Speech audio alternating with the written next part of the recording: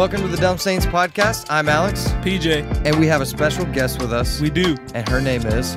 Lerato Fridge. What's up, Lerato? Thanks for being here today. Of listen, course. this is a really special guest to us. Yep. She has an amazing story. You've been a part of our church, and we're grateful that you're coming to tell us your story. Yes. Tell us about what God is doing in your life. And where you're going in And life. where you're going. So, PJ and I were both a part of this story, slightly. I mean, it was all God, Yeah, 100%. we were minor. We were there to pray with you in the hospital and Minor everything when this vessels. was happening. But a lot of people are watching, have no clue about Right. who you are and your story and what you went through. And so I think we would like to just kind of hear how everything went. But PJ, you have any thoughts before she starts? No, I think I'm looking forward to what this episode does, only because I do believe that young people are in search of hope. Yeah. And I think that we like to kind of correlate kind of hope into like massive things, like something Lerato did. But there's small things that our friends and young people are going to, that this story and how her perspective and her, mind shifts since then, Yeah. kind of every day to get better and to recover has been, and how they can probably apply that to their walk today.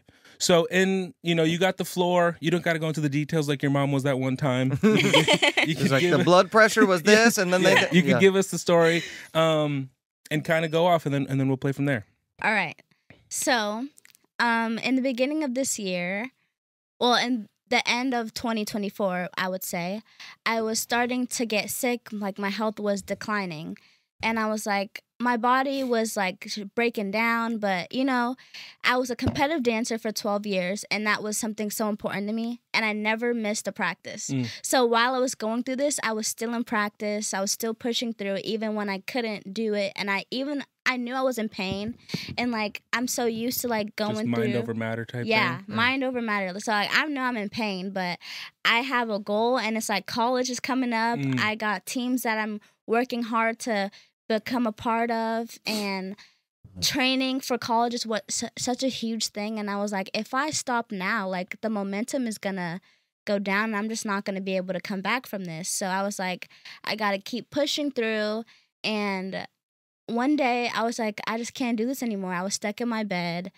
Like, my stomach was hurting. I was diagnosed with ulcerative colitis, but I was starting a treatment plan, but the treatment wasn't working. So I had a flare, and I was in my room. I'm like, Mom, like, I'm not feeling good. Like, there's something going on with my body. Like, I need to go to the hospital right now. And that day I had a performance, like a dance performance, and they had to perform without me. They had holes in the dance and everything. And they're just like, my coaches knew what was going on. I obviously was speaking up about how I was feeling. They understood what they were happening, but they understood my goal as well. They like, we know you're in pain. We're going to be here for you and to support you, but you're going to dance because that's what you want to do. And they let me do it. And like, you know your body. We don't know your body. So like, I pushed myself to the limits. Yeah. And then I got to the hospital, and they're doing the testing. They were like, oh, yes, we see that you have ulcerative colitis. I had a flare up. And then I started, like, in the hospital, I started having a lot of decrease in my health. Like, I started developing blood clots in my liver. I had pulmonary edema.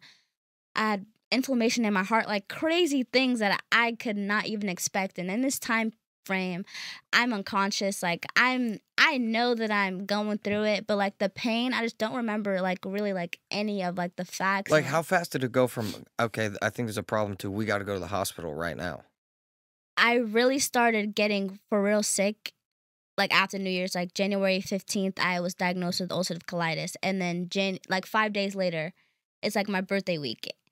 So normally it's ulcerative colitis. They're like, we'll give you some medication. You just handle it at home and you'll get better. Yeah. But It you started weren't to getting affect better. some other things. It's like an autoimmune disease. So like my body, I got sick in a period of time, and then like the sickness was attacking my body. So an autoimmune disease already is attacking your body. And then I'm like sick at this And you're point. sick, Yeah. So it's just like my body's just going downhill. And then my birthday weekend, I was down to like 90 pounds. I was skin and bones. People looked at me and they were like, oh my gosh, like what is up with her? Like, really, what's going on? Like, everyone was... Were you still eating in this time? Like leading up to like... No. You've just been... I was just like, because it would hurt to eat. It would hurt to like, I was malnourished for real.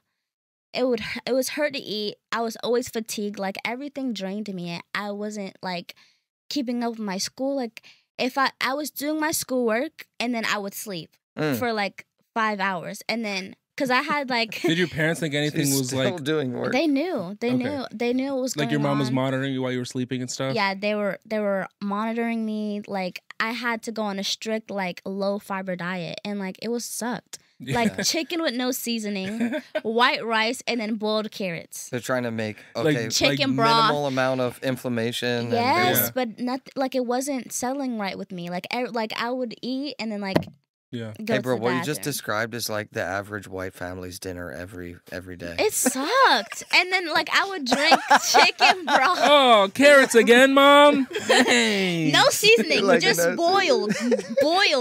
Oh my God. man, that No. sucks. Mushy peas. They don't know how good life can be. Hey, I'll tell you what. No. If Lerato ever had your mom's Caesar shells, though, Yeah, there's seasoning and flavor in that. some people do. Some people do. I'm just saying the average white family, they probably had some unseasoned chicken more than you probably have. So, So real quick, before you kind of go more into the story, I want to real quick, like, what was your level of following Jesus leading up to that point? Like your junior year, like sophomore, junior year of high school, like kind of how would you label yourself? Kind of, were you a real Christian? Were you a lukewarm Christian? Like kind of go there leading up to this point, and then we'll kind of go past that. That's a good question. I always knew God throughout I knew Jesus. I was a Jesus Christ follower. Like I always had Jesus a part of my life, and like the main thing in my household was like my parents always taught me the gospel, always taught me about Jesus Christ, but they always gave me and my siblings the opportunity to like follow them, like him ourselves. So they didn't baptize me. Yeah, they didn't like force They let me. I got saved on my own, like the soul food sermon at that's when you Discover got Life. saved? Yes. That's cool. That really spoke to me, and how like I didn't want to be a baby Christian. I didn't want to drink I'm from tired the of bottle. these baby carrots. Yeah. And then I just went up to the altar. Like that sermon really spoke to me. Let's stop there real quick. Yeah. What was that like? Walking up to the altar. Yeah, like getting out of your seat, walking down the row, kind of like. I felt the Holy Spirit like throughout the whole day. Yeah. Like I was like that morning just felt different to me. Like I was new at Discover Life Church, and then I was like getting the feel for like what it was going through, and I'm just like, I never publicly proclaimed my life to Jesus. Like that's something that I need to do. Like I love him, and I know that he does great things, because throughout my whole life I've been super abundantly blessed. Amen. Like I don't complain about anything that goes on in my life, because like it's a blessing to have like the struggles that I go through. So like the struggles are definitely a blessing. And then I was like, yep, I need to go walk to the altar, and I was like crying my eyes out. Wow. And then like my dad and my mom were with me, and then that day like my dad was like looked at me, he was like, you want to go to the altar? And I'm just like, yeah. Like, oh my God, how yeah. could you tell? wow. Yeah. I love that. And then I walked down, and then my mom came, and then that was awesome. And then when the Vieira campus opened up, I got baptized at Vieira High School. Nice. Yeah. That's cool. So you're saying, I mean, we know your parents. So Jesus has been a part of your guys' life the whole time growing up. Yeah. It's so cool that you've been able to choose Jesus on your own, understand what you're doing, and now here you are. How long since? So we're talking about January. Yeah. So, wow. And you've really only been like on the upward trajectory like the last 3 months, Right. right? Yeah. I was in the hospital for 7 weeks. Yeah. 4 weeks in the ICU, and then 3 weeks in inpatient rehab, when they taught me how to regain my independence back. I had occupational therapists, physical therapists, and speech therapists, and all types of therapists. Like I had a therapist for everything. Yeah. Like they were there for me. They really helped. So that's like towards the end of you going home. Yeah. I mean, you told the story. Okay, we end up in the hospital from the ulcerative colitis. Things are not getting better. So we go to the hospital, and then you had a flare up. And then the stroke happened. So then you had a stroke. Yes. So the blood clot, so ulcerative colitis like affects your blood flow. And that is it's ulcerative colitis is a rare cause of strokes, but it can happen. So that happened to me, and it's rare. Like when I go to my doctors and I get checkups, they're like, they always have to pull up like my doctor's notes because like my case is so rare, and the things that happen is like, right? Yeah, especially at my age. But strokes like are kind of becoming more common now. Like there are more people recovering from a stroke than people that are battling cancer right now. That's crazy. Yeah. There's a lot of theories about that. Well, that's not for this episode. I know, but it is. I also thought about this whenever we were praying for you, like the fact that the technology exists now. Yes.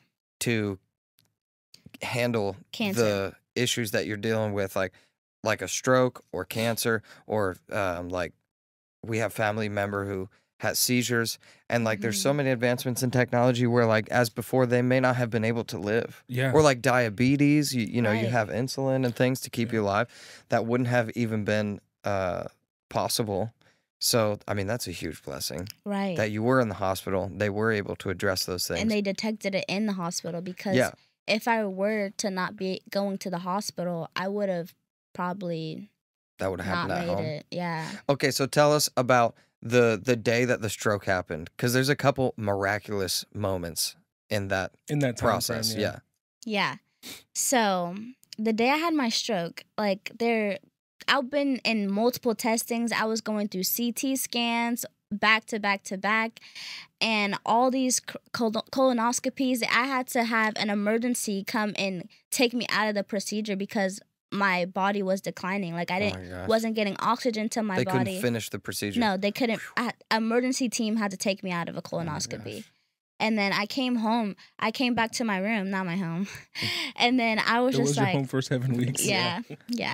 And then I felt like a different, and like I was in and out of it throughout the whole, like through the beginning when I was like really down and out.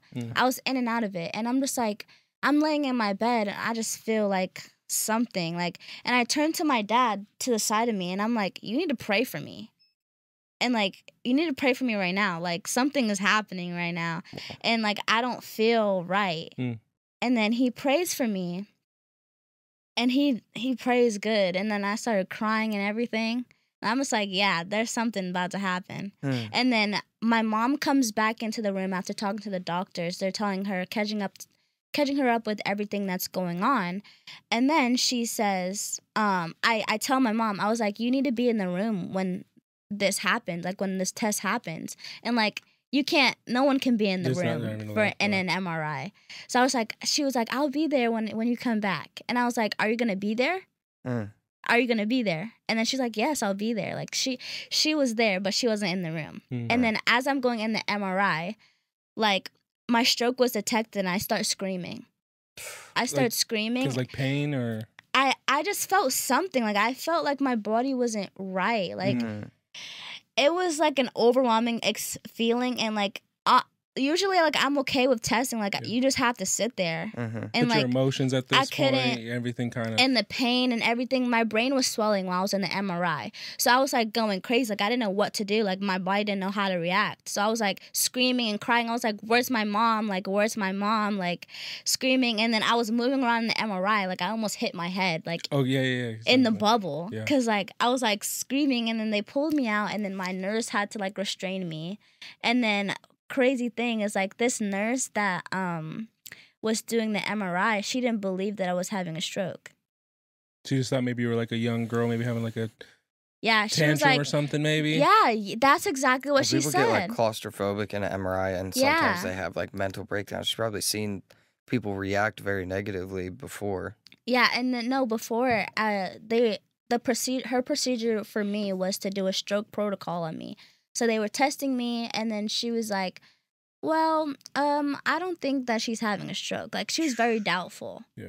And like, but even you in this moment didn't know what you were having was a stroke either. No, you and just knew it was serious. my mom was demanding like MRI. Like she needs an MRI. She needs a brain scan. Like enough of the CT scans. We've been doing this for like 3 days now. Like she doesn't need a CT scan. She needs an MRI. Because your mom has a background in medical In too. nursing, yes. So which is such a blessing too. It's so Right. cool. Like her mom has a background and she's able to kind of push the envelope on some things that she wants for her daughter. And on top of that, like where I hope you're taking the story is that moment where she starts speaking Yes. in the language of the nurse who decides to show up. I got the MRI from I was in the liver department because in the CT scan, blood clots in my liver was detected. Oh. Yeah. So I was in the liver department. So he was a liver doctor and he was Arabic. And my mom spoke Arabic because she's from South Africa. She knows like about 11 languages. Yeah. So she was like, this guy is looking at me. He's like, she's sick. She does not need to be in my department. She needs to get an MRI. And then my mom was like, start speaking in Arabic with him. And just like, they were conversating. He was like, wow, like, this is like a sign. Like, I don't see like, he said that like, he thinks that God was speaking to him and like, he made the right move. Wow, that's so cool. And crazy thing is like, when I got out of inpatient rehab, I went back to the hospital and I saw him, and then I walked up to him, and then I was like, "Thank you so much for getting me that MRI." Because he's the one. He was able to, I think, get me into the ICU. Into ICU. Yeah. Which became super crucial. Right. Because everything was going downhill at that point. I was having major pain in my body. I was like, the pain was caused by the swelling in my brain. So from all that swelling in my brain, it was causing me to have neck and spasms on my right side of my body.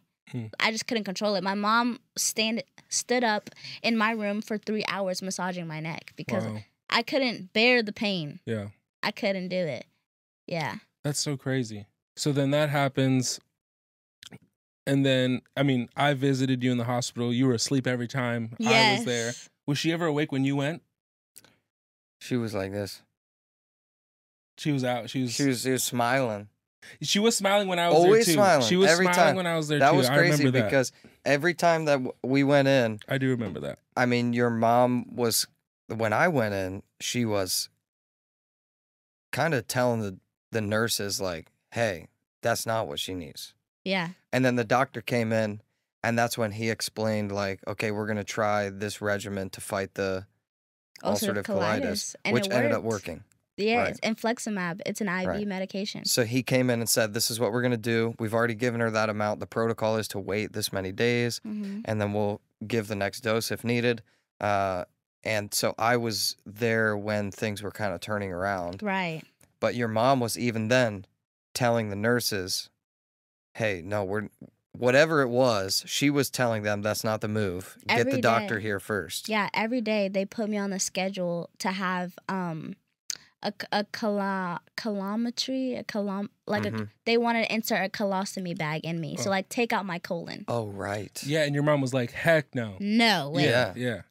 They were like, she was like, she needs a psychiatrist. She needs someone with photos.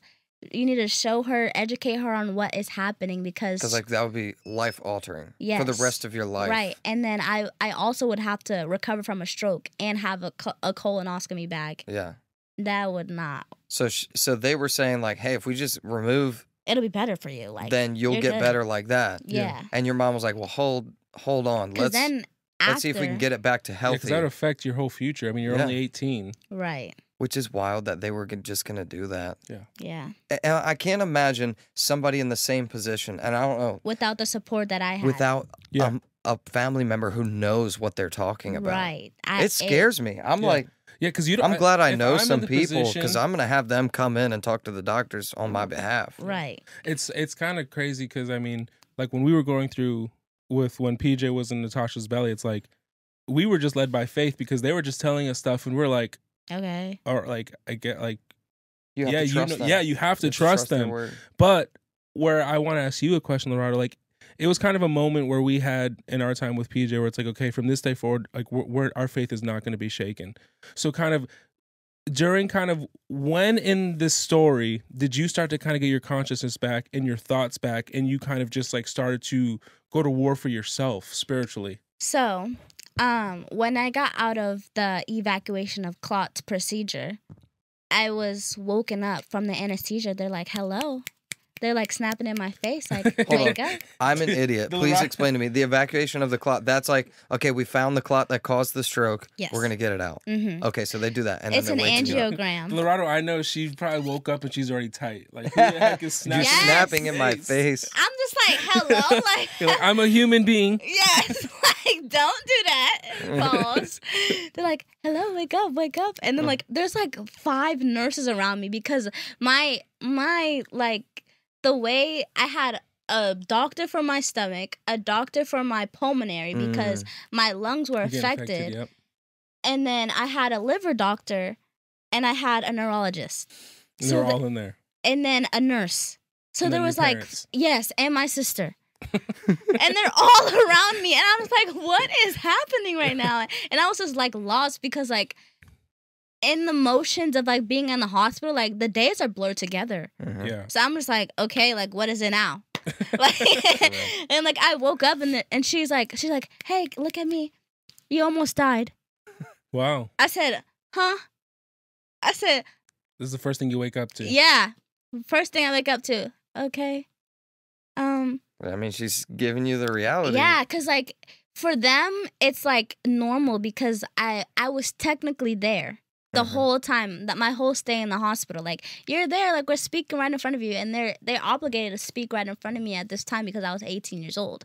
So everything that was said in front of me, and I'm just like, God was protecting me obviously because I don't remember any of this. Like I would think that if I remembered like the details and everything that was going on, I'd be traumatized more than I am. That's interesting, yeah. And so like my body and Jesus was protecting me from all of the scariness that was going on. Yeah. So like she woke me up. She was like, "You almost died." And I'm just like, "Oh." And then they were like giving me like series of questions like, "Were you doing this on your birthday? Like this, like." And then I was just like, no. And then they started the stroke protocol again. And then they like move your left arm. And then as I'm looking at my left side, I'm just like, okay, I'm trying to, but it's like not. So You're telling your body to do it, but like it's not move, doing like. And then they're like, wiggle your toes. And then they're like, wiggle your right toes. And I'm wriggling them. And then wiggle your left toes, and nothing's happening. it. Wow. Pick up your left leg. Pick up your right leg. My right leg moves. Look to the left. My eye doesn't really move that much. And it's like, whoa. Yeah. And then they look to the right. And then turn your head to the left. Like, look at me. And like the doctors were like Walking around your bed? Yeah, walked around my bed. And then they looked and I just like couldn't move my neck that way. Wow. And I'm just like. But you're doing it. Yeah, like in your head, brain, you're doing it. Yeah. And oh like, my gosh, that is nightmare fuel. I would be. That's like sleep paralysis. Oh my gosh. what my was eyes happening were mentally when you my eyes were welling up, and then on the left side of my eye, like the tears were there, but they wouldn't drop. And then like my right side was like flooded with tears. Wow. So like even my so tear the stroke duct affects even like things that you don't have every control little over. thing, like chewing, Whoa. your tongue, like how you speak. Everything So that you can think of on the left side so like was slurring affected. your words and stuff is because Yeah. one side's not working. Yeah.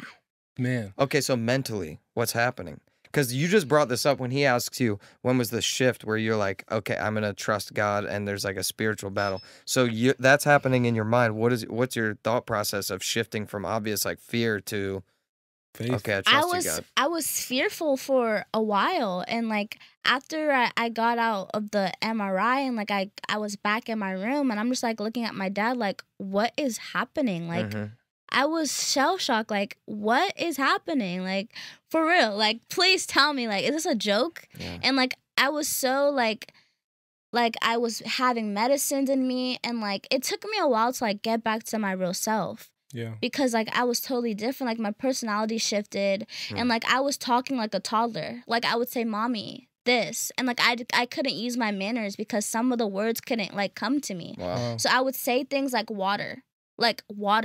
Instead of being like, hey, can you please grab me a please bottle give of me water? water. And like I just didn't know how to say it. Like I was going back to like how I was like when I was like 4 years old. I'm just like confused, and like my parents were really good at like helping me like develop like the things that I had back, because everything is muscle memory. Yeah. And it didn't take me a while to like get back to my usual self. But in conversation, when they would talk to me, and like they always talked about God, and like my dad would play worship music all the time, and like that was my calm, like that was my peace. Like hearing worship music in my room, like I knew that I was saved by God, because my doctor waking me up saying that you almost died is like very scary. Yeah. I'm like, thank you, Jesus, for saving me, because that's only God. Yeah.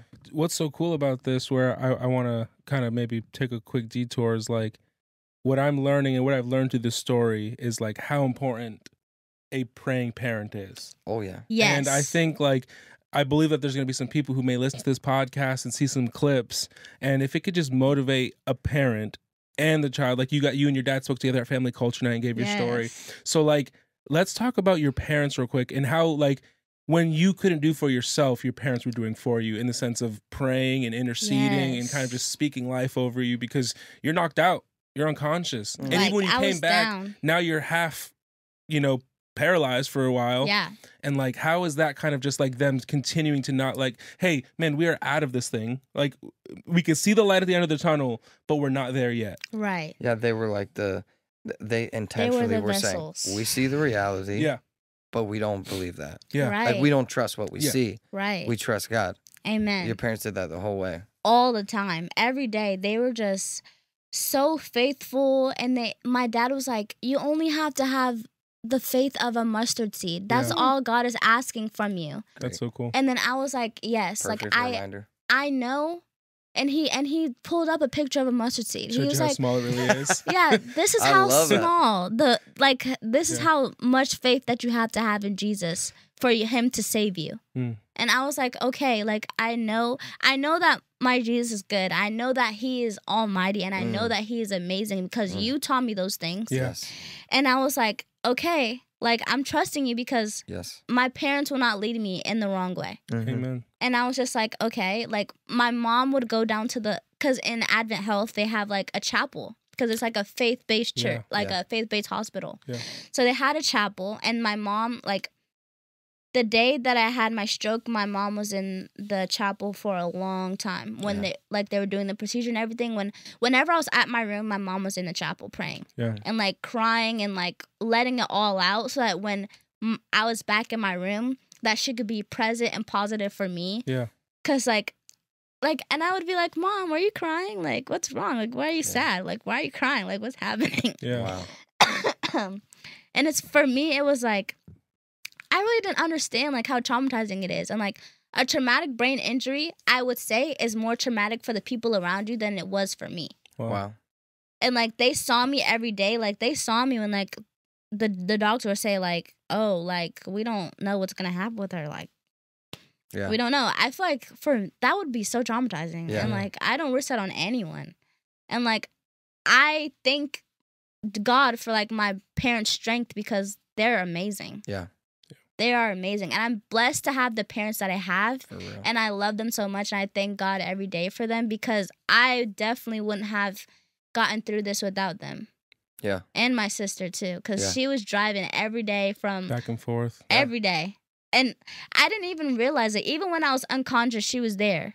Yeah. I remember I went one day and your sister was there. And that's when me and her really got to meet. Yeah. And I remember the times I did go. I went with my wife a couple times. And it was kind of crazy because, like, It's an hour, just so people, that's an hour a away. little more. 2 It's not hours like- she's been on the road just to see me for a couple. it's not like a hospital Yeah, that's just to like see you 10 laying in minutes bed. away. Yeah. We're talking a significant out of the way. You might need to stay overnight. You're not going to drive home if you're there late. Like, it's an hour and a half away. She would be driving at 3 a.m. to get back home. So you come Yeah, with it's Tosh and you're there visiting and you see her sister it's just yeah, we see her sister, but it was just one of those things where a lot of times we would kind of like go out to eat after. It's like we're in Orlando, so we'll hit some Orlando restaurants. And so many times in our discussions at dinner, it would kind of like, we're like trying to have a date night, or we're trying to, but it was just like, man, like our mind was so much on D and Fridge this whole time. Like there was a point where it was like, man, like your church family's coming, you have so many people coming to visit you, we're coming.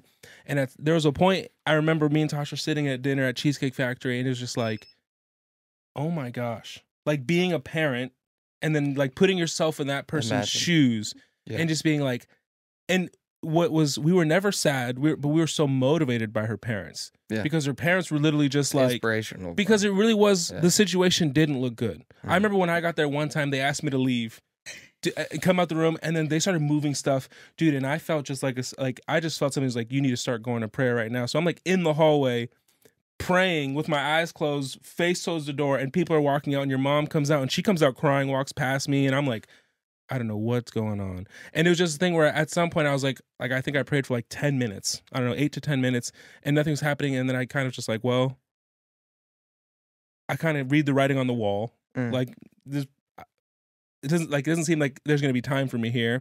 So I leave and I text your dad and I let him know all this stuff. And it's just crazy because what a question I had for you in your journey. What role did your church family and community, your mentors, your friends, you have tons of friends, your youth, everyone that you're doing, your dance community, how did they kind of play a part in kind of making you comfortable or make like of where you're at and kind of like, hey, this is not the Lerato you guys know.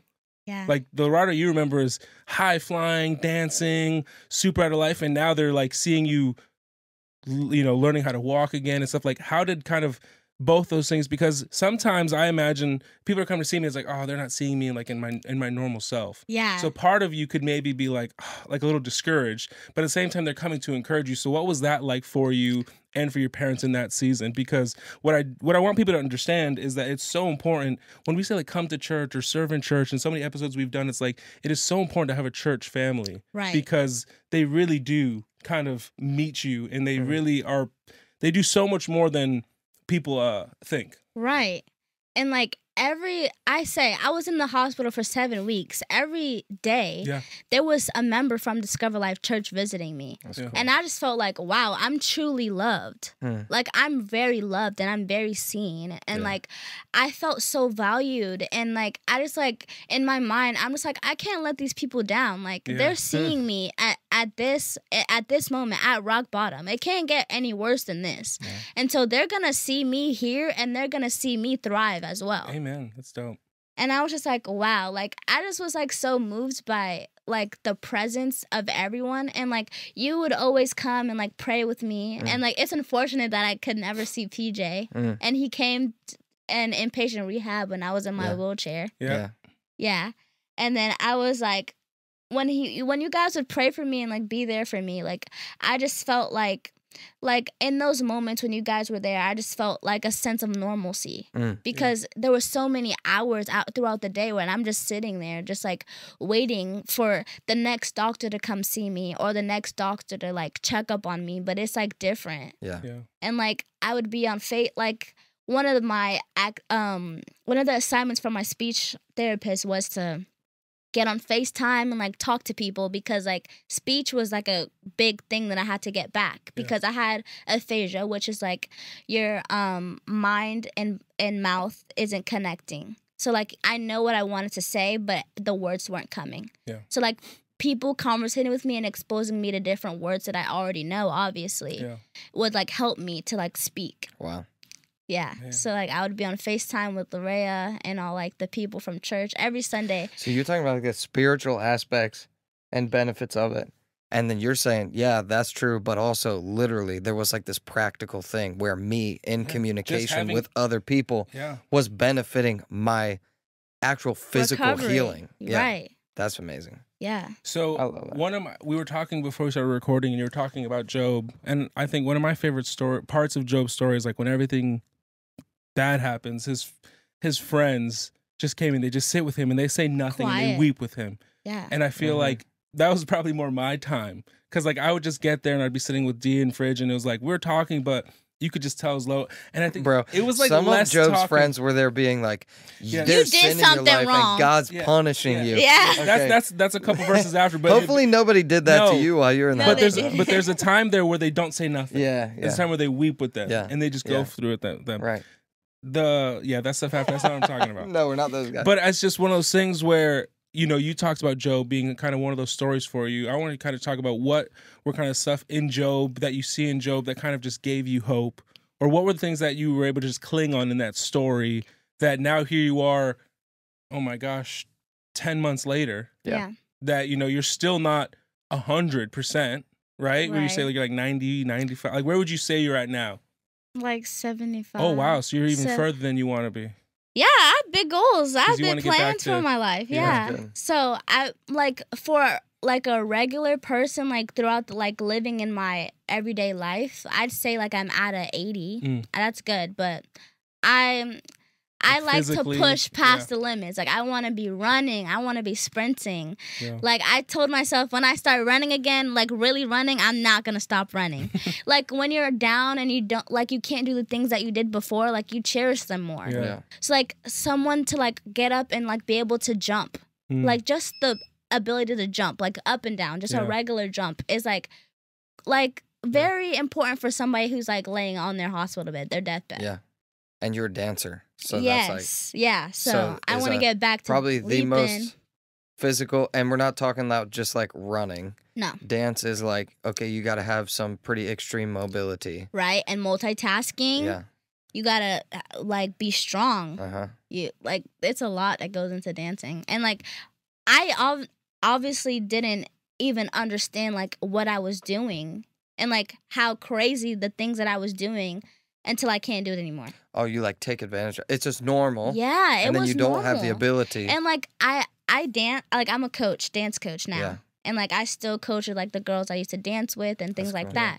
And like I just like stand in the studio and like dang, like I used to be in here doing flips and Yeah. stuff. Dang. You're like, I want to show them what I'm trying to tell them what to do. Yeah, but you know, it's hard. it's limited. Yeah. Like Wow. some things, like I'm getting like my boss too. She's like, "Oh, you're doing more than what I saw you doing the last time. Like I'm Good. proud of you." Good. And, like, So what is that? Like what are the doctors' kind of timeline for you to get back to like full, like being able to do everything you used to do? Like, is there a timeline they've given you?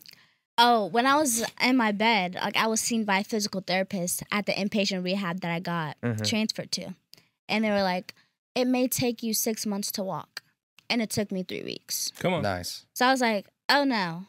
No. So anything a doctor says that doesn't really matter. Mhm. What Jesus has planned for me is what's going to be done in my Yeah, life. that's good. That's fire. And like I was like appalled because I was in my bed like doubting like They're doubting. Like you feel like Yeah. they're doubting you, and you're Yeah. like making you're like, I'm about to prove you guys wrong. right. I'm like that it's not going to take me 6 months to walk. That's a half of a year. That's too much of my life. Like, I'm trying to be dancing by the end of the year. Right, exactly.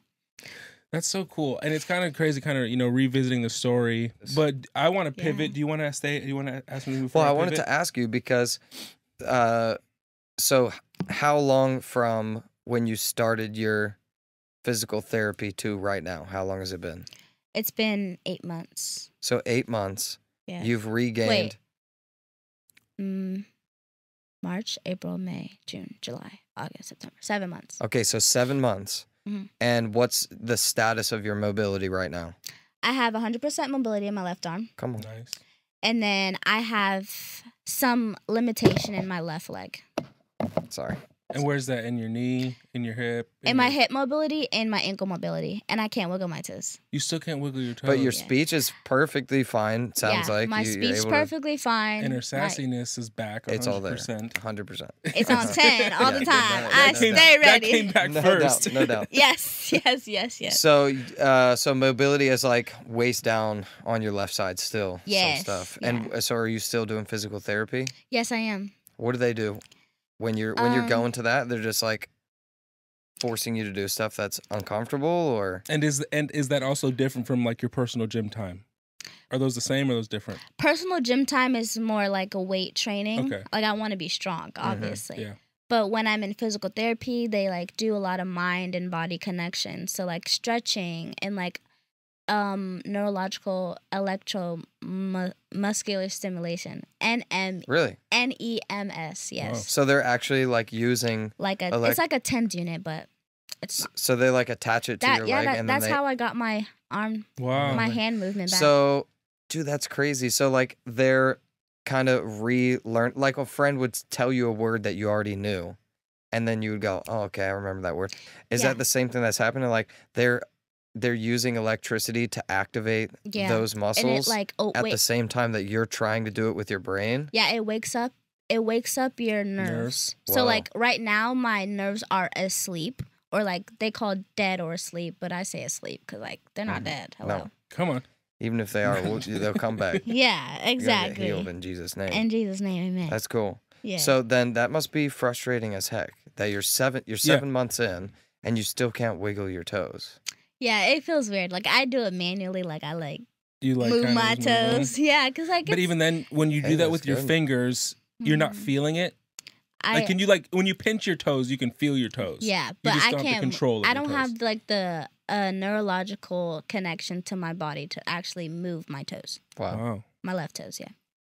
Well, Yeah. we declare healing over you in Jesus' name. Well, that's a good segue. And Dakota, I want to kind of pivot to for a couple minutes because now you live in, we live in a crazy time, and you've used your platform to kind of tell your story, but also talk about Jesus and kind of doing that. And I think in 2025 going to 2026, it's probably more evident now that people are either going to become more bold for Jesus or they're going to be kind of silenced. Right. So what's your goals in terms of just like everything you're doing? But I mean, you're part of the youth, you're part of the young adults, you're an adult yourself now. Yes. Like, what is kind of those goals and like, hey, how am I going to use my story? How are you going to make sure that people are going to know that Jesus gets 100% of the credit for this? And on top of that, like, how are you going to remain bold for Jesus in this time? And like, what are your kind of things that you do, or what's your routines that keep you grounded in kind of your walk with Jesus now? Right. So I would say like my boldness comes from the fact that this all happened so unexpectedly. Yeah. Like I could not prepare for having a stroke at 18 years old. Like like no one is preparing for that. You're supposed And like to have a at the graduation party and a whole bunch of different stuff. And in the hospital, I was doubting myself. I was like, I'm not going to really go to graduation. I'm not going to go to prom. Like, I'm going to skip out on all that because I don't know if I'm going to be able to walk at that time. Yeah. So now I was walking by the time I was discharged from the inpatient rehab on March 11th or 13th. And by the time April rolled around, I went to 2 proms and I walked the stage on my graduation. It's awesome. Yeah. So good. So good. So I would like say like using my platform and like being bold about my faith is so important to me because nobody's going to dim the light that Jesus Christ gifts me with. Come on. Yeah. So I just say like, I'm not like those weird Christians. Like I'm not going to convict you. And like, I'm just like showing that they're in the Christian community, there are great people. Yeah. And like, it's like a way of life. So like I'm not religious. I'm a Jesus Christ follower. And that's that. Yeah. And like I do things to please him and just to give him the glory because he works in my life. Yeah. He's the best thing that has ever happened to me. That's good. So double down on that. Imagine you share some clips. Obviously, people look at our clips. Yeah. 18-year-old, 19-year-old boy, girl comes, they're facing something, Yes. right? They're facing something. It may not be as severe as what you went through, but to them, the world is ending. Yes. It could be as simple as a heartbreak. It could be whatever. They're in a position where they're doubting themselves.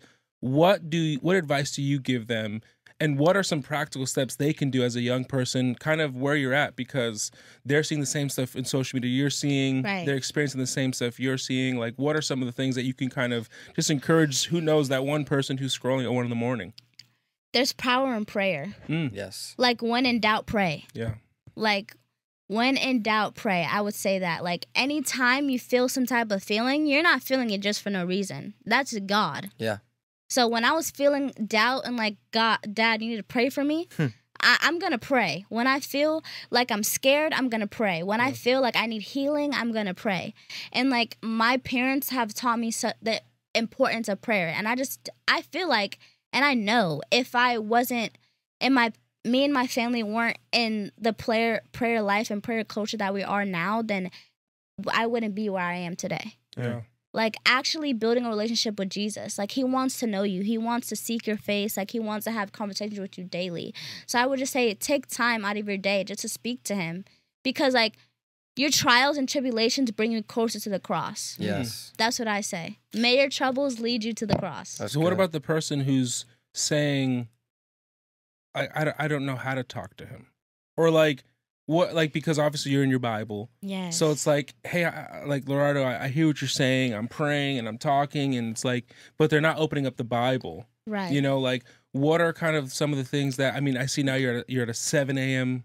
small group in the morning, so you're getting up and you're getting in the word and you're starting your day that you're way. A crazy person. Like what are some of those things that you're just so thankful, because now you're like, I could wake up at 4 a.m. and do what I want because I've been in a bed for so long. Right. But like, what's that I thing take now advantage. where you're just like, man, these people who are here for me, these people who love me, these people who have kind of celebrated me through this whole time. Yes. Now I get to hang out with them. Now I get to actually do life with them. Like, what is that for you? And now, I mean, you're a leader in our youth. Like, you know, you oversee some things. So, like, what are some of the goals you have for your life in kind of the Christian realm of stuff, aside from getting back to full mobility? Like, what are some of those things that you hope to affect people with kind of Jesus? Yeah. I just feel like what is happening in my life is miraculous. So like when people see where I was at 7 months ago, that's miraculous. I'm like a walking testimony. And I'm going to share my testimony, and I'm going to share what God has done in my life, because it's nothing short than God. Like that's all that it is. It's God. Like he's worked in my life, and he did some things that I'm just so like, he blessed me with the mom that is a nurse. Yeah. Like, he blessed me with a dad that knows how to pray. Yeah. He blessed me with a supportive sister that is also a therapist. Yeah. Like, when I need someone to talk to, I go to her. Yeah. So I'm blessed with such a great community. And, like, I owe it all to God. Like, I owe my life to him. Like, I'm giving him my life, and I'm surrendering everything to him because of what he's done in my life. So he deserves everything that I have and more, because the things that he gives to me, like, I'm a sinner, and, like, we're human beings. And so, like, what I've gotten from him is a blessing. Yeah. And some things that I have in my life that I don't deserve. So in any time that I can surrender and talk about Jesus and like share the gospel and lead people to him, I'm going to do that, because that's what he deserves. Yeah. At the end of the day. That's so cool. Have you noticed, maybe, I don't know, I'm assuming. Yeah. Maybe you've been more outward with your faith since than before. More. Have you lost some relationships, or maybe have some friendships kind of dwindled off, or has maybe this, like, caring just for you has kept it enough? Or some people are like, well, I'm glad you're okay, but this whole Jesus thing, like, I don't like that you're doing that. Yeah, I wouldn't say that, so like my circumstances, like now, I put myself in biblical community. So like, if people want to hang out with me, I bring them to here. Yeah. I bring them to Discover Life Church. I tell everyone about Tuesday nights, Verb, ages 18 to 25, come and take action. Yeah. Like, let's do this together. Yeah. Sundays, I repost stories. You reposted prayer for Wednesday. Yeah, prayer. So what if they're like, no thanks? Then you just don't spend as much time with those people. But it's not like on purpose. It's just because I'm spending my time doing this stuff. Yeah. And like, I have no bad blood with those people. And like like I had a conversation with somebody that I work with. They like, I wanna go to church. Like, will you take me to church? And I'm like, of course I can take you to church. I'll pick you up and we can go to lunch after on me. Like, we're gonna do this and we're gonna do it together. That's awesome. That's dope. Yeah, I love it. Dude, I feel like I've been asking so many questions. And You can ask a question. I love the questions you're asking. You can ask a question. What were you gonna say just now? I've been like, I was talking to my boss about like, she's on her walk with Christ, and like she was like, I see like the light, and I see that I see the light in you. I see like the way that you're living now, and like, she was asking me like, would you say like you're spending more time in church than you were before, like when you were dancing? I'm like, yes. Like any off time that I have, I'm at the church doing something or in my Bible. Right. Like that is like where I feel like most peace, and like I feel like my most self, and like the community here is amazing and I love everything about it. So like Wednesday nights I'm here for prayer. Saturday I'm doing at the movies dance rehearsal. Good. Yeah. I have another question. So you're 18. You're about to turn 19 in January. Yes. So it's coming around the corner. Dude, you're old. What is your 5-year plan? Like, what is your plan for your life in 5 years? Like, what do you... Such a big question. So, well, but I mean, like, in terms of like, I mean, you're 18-year-old, so dating, career, it college. Is a big question, but it's a good question. Like, what are your goals? Yeah, like, what are some things that you said? I have some big goals. Yeah, you said that. Yeah. So what are they? I don't want to, like, now that I'm okay, like, I'm fine, but I'm not, like, at the where I want to be. So I just want to, like, be that testimony, like, wow, she came from here to here. And, like, I feel like I'm at a kind of stagnant plateau in my physical therapy because of how far I've came. And, like, I'm okay with that because, like, my story's not over. And, like, I want to keep sharing my story, sharing my testimony, and, like, keep inspiring people. And, like, I want to be, like, a light and a vessel, and I want to evangelize. I want to go talk to people about God, and I want to public speak, and I want to be like the influencer, like a good influencer. Someone that people can look at and be like, oh, like she's inspiring me. She's motivating me to be better. Because so many people and like the culture now is like you're on social media. Like nobody is not on social media. So like I want to flood out all the negativity with all the positivity that I have going on in my life. Like I share my stories, like, and I want to continue to lead in youth ministry at Discover Life Students. I want to keep doing all the great things that I'm doing, and I want to study. I want to learn knowledge on sports medicine. I'm kind of thinking about being a neurological physical therapist. That's cool. Yeah, it's a lot of schooling. To like maybe one day help someone. Right, because as a dancer, you have a different mind and body, like awareness, like body awareness, like I was told many times in like inpatient rehab, like, wow, you have a really great like body awareness, like you know what you're doing, like because like all the different moves and that's because I puppet lock because I know how to do the robot. That's cool. Well, everything you're saying, you're so well. I don't know if you're naturally this way. Would you say you're naturally more positive or negative? More positive. Okay, so like it takes a lot, like. If someone provokes me, I can get there. It's like, have a stroke, that's okay. But if you try to fight me... if you talk about my eyelashes... don't talk about my eyelashes. Okay, so you're a more naturally positive person. Yeah. And so a lot of everything you've been saying, it's like... It's pure. It's great. It's really positive. Yeah. Everything's like encouraging. But cry now. I think Go dark. No, it's not that. I just think that's not most people. No, I think not at all. most people go to a negative place, and maybe or a victim place. Yeah, a victim place. It's just they tend to view things with like a cloud over their head. Which we were talking about Job. Like Job does get to that place, and I think. Why God? Yeah, exactly. Why me? That's, Did you have that? That's what I wanted to ask. Yeah. Like, what were those moments like? There were moments. I'm not gonna say that I'm a perfect positive person because like I'm like, why am I in this bed right now? Yeah. All this time that I spent, like there are moments, and like I'm like, girl, lock in, like you're alive. Wow. Hello. You're like having to tell yourself. Yeah, like I'm telling myself. Doing you're complaining about your progress, but you should have been dead. Right. Yeah. Exactly. So yeah, there are times, and like I still go through like some sadness, and like, oh, like I would have been at a university, and I would have been doing other things in my life, but it's like that's not important. Wow. Like now I have a story to tell. Yeah. Wow. Like now I have people to talk to. Like I have people that I can connect with on a different level than I could before. Yeah. And like I've been working with like a lot of nonprofit stroke recovery awareness people. That's cool. Like a lot of like I didn't know that there was a stroke recovery community out there until I went through it. Yeah. So like now I'm here like speaking with other stroke survivors, with speaking with people that want to bring awareness to what's going on with like neurological like issues. Like it's a big thing. So we're like uniquely positioned. Yes. I think that's a perfect example of because this is something that we've talked about before. Yeah. You had to have thought it at some point. Like number one, people would say, why did God do this to me? Yeah, I thought and then they could have said, well, why would God allow this to happen to me?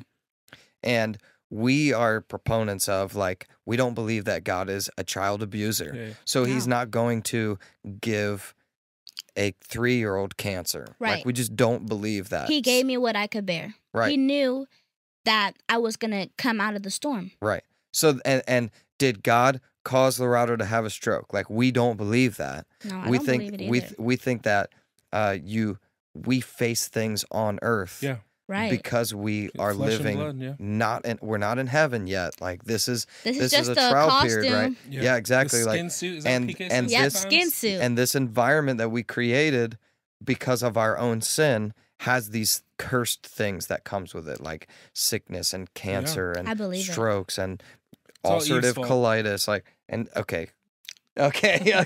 Call- Boy, what did Adam do? We could all be.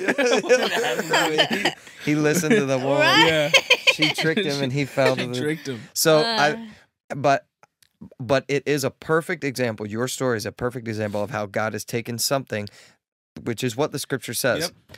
God will turn it around and work it for the good of those who are called according to his purpose and who love him. So Right. you love him and you've been called. Yes. And by this terrible thing that's happened, God has used it. I don't think God caused it. And then we've talked about that. I don't think God caused it. No, I but don't God think is that. using it to Mhm. position you in a unique way in order to, I mean, you're talking to these other stroke victims. Yeah. Maybe the nonprofit is not even Christian, but if it's Lerato Fridge talking to you, you're going to hear about Jesus. Biblical, yeah. So you're going to be able to witness to people that nobody else can, and nobody else will be able to relate to them in the way that you can now. Right. And I don't think that God gave you a stroke to do that, but because you had a stroke, he's like, okay, well, let me use that. Right, for the good. And I will position her in a way that only she can be used because of that. Right. And a lot of people haven't been able to recognize whatever that thing is in their life, and that can be a very difficult place. Right. But I do think that all of us, all the terrible things that have happened to us, even mistakes that we've made, and then we're dealing with the consequences of it, I think God can even use those things and turn them around and work them for our good, and then use us to reach other people. Yeah. Right. And I mean, that if not us, then who? Yeah.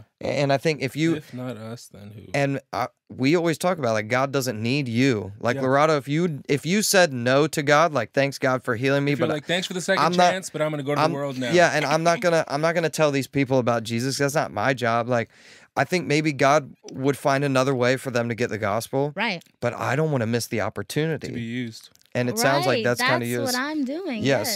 So I love that, and I think that's a perfect picture of that Dude, biblical concept. You're living it out right now. That leads me to this could be the last question. Okay. And this could be kind of that question where I think this is like, we always think like, what's going to be the clip, you know? Yeah. Like, what's going to be the clip? But this is it. Okay. Would you go through it again? Yes. You're 10 months later. Like, if there was an opportunity to not, and who knows what that life looks like, but now that you've been through it, now that you've overcome it, would you go through it again? Yes. And why?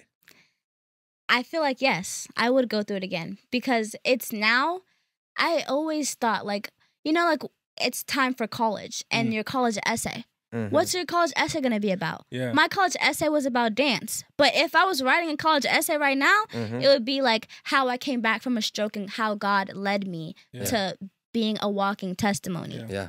It's like like I know that God is using me for the greater good of what is happening. That's awesome. And I'm just like, so I'm grateful for the trials and tribulations that are being thrown at me because it just makes me a strong person. And I realize like how strong I am. Yeah. And like, I'm very strong. And like, I didn't realize that then. Wow. And I'm just like, wow, like I am a strong warrior. Like, yeah, that's me. It's like we talked about like we trick people sometimes when we tell them, hey, give your heart to Jesus and like all your problems are going to go away. And it's like, we don't do that here, but as believers, we do that often. And it's like, actually, the promises that we have are that like it's gonna get more difficult. Right. It's gonna be harder. You have to You're pick going up the to armor face every day. trials and tribulations and persecution. None of that goes away. No. And in fact, it's gonna increase because now, like before, if you were living in the world, you have something to fight for. the enemy is not messing with you because he's already got you. Yeah. Now you're working against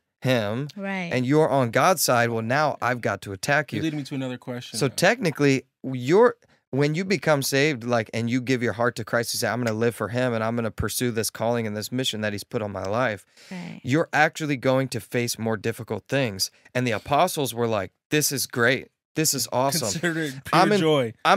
Consider it pure joy. Like, I'm in prison right now. Let me praise God for it. Like, Amen. what the heck? Yes. And you're saying that, and I'm like, I don't know. I think you might be more like tested and hardened in those kind of situations than I am, because I'm like, the difficult stuff I've been through, and you ask me, like, would you do it again? I'd be like, no. Like, I go to college. I'd rather I'm going to college. God, can you give me what I know now without all that? Which, of course, maybe, but it would not be the same. It would be different. And so I think I commend you. It just gave me a different perspective on life. Yeah. It made me, like, cherish every little thing. Yeah. Like, that's good. I'm walking. I have my health. Come on. I have my You're driving. life. I'm driving. And, like, I work. Like, it gives me, like, a sense of, like, I worked for it. Yeah. And, like, God blessed me with the ability to, like, be able to come back from that. Yeah. So I'm just like, I'm not taking for granted the second chance that I was given. So, Dude, so I do opposite have of a the woe is question. me people. I love it. I do So have a good. quick question, because we were talking about spiritual warfare in church the last couple weeks. Yeah. And I want to ask you this What are thought. you about to say? Well, I'm just thinking, since you've been there, like, because you said something and then you're like, because God's given you the ability. Have you experienced spiritual warfare and, like, maybe taking credit for yourself, or has the devil tried to, like, get inside your mind and be like, hey, you're doing this, like, and just kind of making you lean on yourself? Has the devil tried anything to kind of make you kind of get off giving your, You're like elevating yourself. yeah, like your humility like goes have away. you? What's the spiritual Pride. warfare you've been experiencing? Kind of maybe the last couple weeks. The last couple weeks I've been feeling so unmotivated. Wow, Really? And, like, yeah, honestly. And, like, I've been just, like, feeling like physical therapy is, like, so much work. Like, yeah. come on, like, Mm. I'm just tired. Like, I've been saying I'm so tired, and, like, now I'm, like, getting convicted. Like, hello? Mm. Like, you're not tired? You haven't done enough. Wow. Dang. And then, like, I was having a conversation with my parents today. My dad was like, have you been praying over your leg? And I was like, no. Wow. And then they were like, and then my dad was like, someone is going to preach to you why you should be praying over your leg. Like, you beg me for things. Like, your worldly dad, you're begging me for things, but you're not begging God for what you want in your You're life. such a boss. Your And dad is And so I was smart. like, oh, yeah, you're right. I just felt so, he convicted me. I just like, yeah. And then my mom was like, I sent you a video. Like, you need to be on the lookout for something unexpected. She was like, have you been praying over your leg? And These then are two separate occasions? Yeah. Oh, wow. And then my dad was like, were you listening to our conversation? And then he looked at me and he I feel was like your like, dad doesn't make those faces Oh, that he- you're doing yeah, right now. no, he does. You're saying he does. thought that you went and talked to your mom about what you guys said? No, because we were having like a conversation in the kitchen and he was like, were you listening on our conversation? Oh, he thought Oh, she was like- eavesdropping. Yeah. Yeah. And then he was like, see, Lerato, I told you were going to get preached about this. Oh my Oh, and god. it was Right your after, mom. right, Wow. my mom. And she Wow. was like, you need to be praying over your leg. We can't Can you do it in the accent she says it in? No. I love your mom's accent. That South African accent is dope. So what did she say? She was like, we can't intercede in your prayer forever. Like, if Ooh. you want it, Ooh. you have to pray for it. You have to beg. You have to get on. You have to plead for God to do this in Dude, your talk life. about like pushing your baby out of the nest. Like, hey, we've been Fly. praying for you for the Your last 10 turn. months. Yeah. Start praying for yourself. Right. How does that make you feel? Like, that's so real. Like, I'm 18 That is real. I'm 18 years old. Like, Yeah. I need to be They doing still need this. to. And Yeah. like, they always like they're always straight up with me. Yeah. And like, that's something That's that I good. really needed to hear. And God knew that.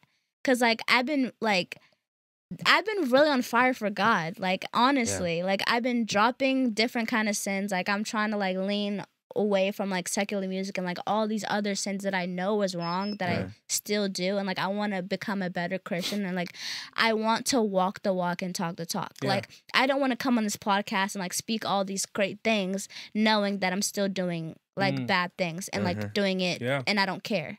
So like, I just know that I'm giving these blessings and opportunities for me. And like, that's God again. So like, I'm not gonna keep doing wrong Yeah. because, and like, he's still blessing me because like those blessings, he can take them away instantly. Yeah. So I'm just gonna walk in what he's giving me and I'm gonna keep being great That's so good. because he is great. I love it. That's Yeah. awesome. That was a good I one. don't have anything else to say. I think that was good. I think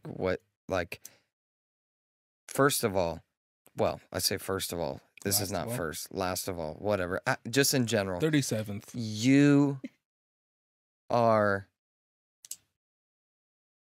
I don't know, hopefully you don't struggle with pride, but I just think that you are in such a good place Yeah. to be used by God in a powerful way. We declare healing over your leg. Yeah. You're going to be fully recovered. Like that, you're not going to be, well, I'm at 75%. No, we're praying 100%. Yeah. Amen. And I do think that you are positioned in such a, now, you've been positioned because God has positioned you, but Right. also you've been positioned because you have allowed Him Yeah. to do what He wants to do in your life. Right. And maybe what you're talking about, there's some areas where you haven't allowed Him yet, and you're going to work through that, and that's fine. Right.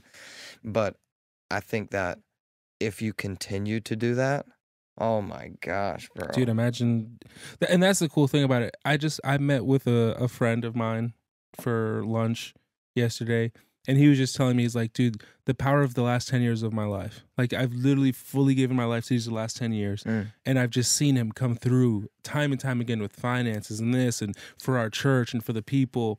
And it's like, I hear what you're saying, because it's like, man, just imagine where imagine who gets into heaven.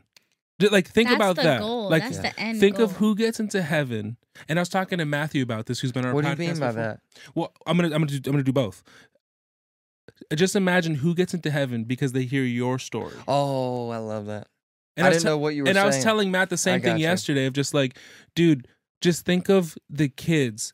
And we can choose to cut this out if you want, but we were just talking about like school shootings and stuff. And it's like, Matt, what we're doing at kids' church is so important.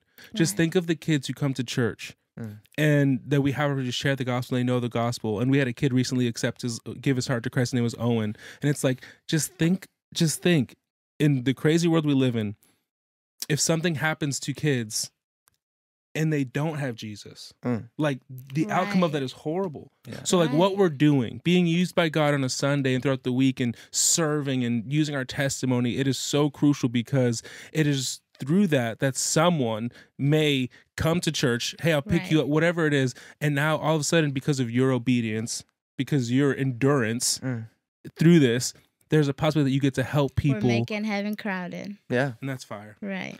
Yeah.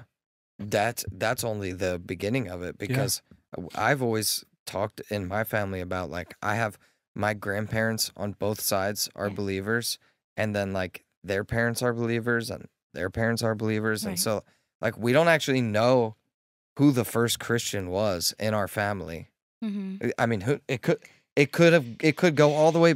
Technically, the gospel being shared, you can trace your hearing of the gospel. If you went back, it would eventually go back to the disciples and Jesus, because somebody had to tell somebody, Right. But we don't know where it was, but that whoever told my ancestor about Jesus, they didn't realize that the impact that it would have made. Yeah. I don't think they could have realized it, because there's no way that they could have really thought about all the hundreds, potentially thousands of generations of people, of their kids who are going to be raised hearing the gospel and their kids who are going to be raised hearing the gospel. Right. And you're telling one person, and that could affect their family, but ultimately if it keeps getting passed down, I mean, you're talking about a legacy. Yeah.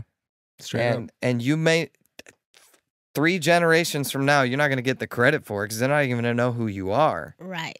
But like that legacy happens because we are willing to share our testimony. Bold faith. Yes, in your bold faith. And so, yeah, it affects immediately the people that we do or don't tell, but then it also affects all of their children That will never. And and their children's children. children. Love that worship We're doing song. the blessing. I love it. So, is there anything else that you wanted to say, Yeah. Lerato? Because you just blew our minds. I mean, seriously. No.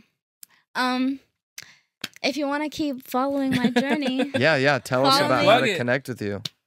Lerato.fridge on all social media platforms. Okay, Lerato.fridge. And through that, they can actually hear the full story and way more in depth. Right. Yeah, because this is a journey. Yeah. Yeah.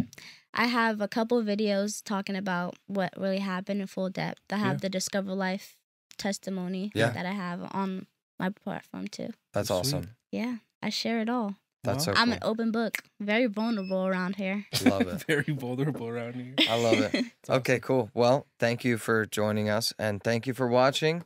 This has been... Like, comment, subscribe for more videos. This has been awesome. PJ, did you have Donate. anything you wanted to say? Yeah, we're looking for a sponsor. Nike dropped us again. Nike dropped us. So maybe we'll get her dance studio to sponsor us or Let's something. go!